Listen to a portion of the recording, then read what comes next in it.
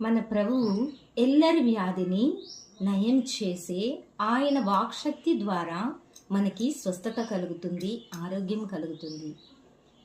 మూలికలు కానీ మందుకట్ల కానీ నయము కానిది ఆయన వాక్శక్తి ద్వారానే మనకి స్వస్థత కలుగుతుంది.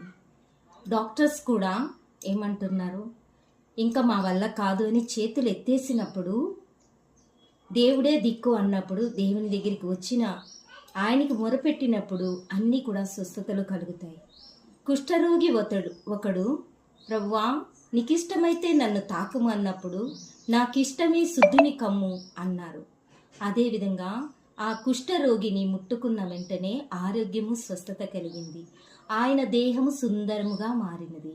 అలాంటి ప్రభువు ఆ యొక్క వాక్కే మనకి విడుదల, స్వస్థత, ఆరోగ్యమును కలిగించు వాక్కు. యెషయా 53:5లోని పొందిన దెబ్బల ద్వారా విడుదల, స్వస్థత, ఆరోగ్యం అంటున్నారు. ఆ వాక్కు ఆయన మన కోసం మన పాపములన్నీ ఆ సిలువలోని అర్పించినారు. ఆ ప్రభువునకు కోట్లాది స్తుతులు, స్తోత్రములు చెల్లించుకుందాం.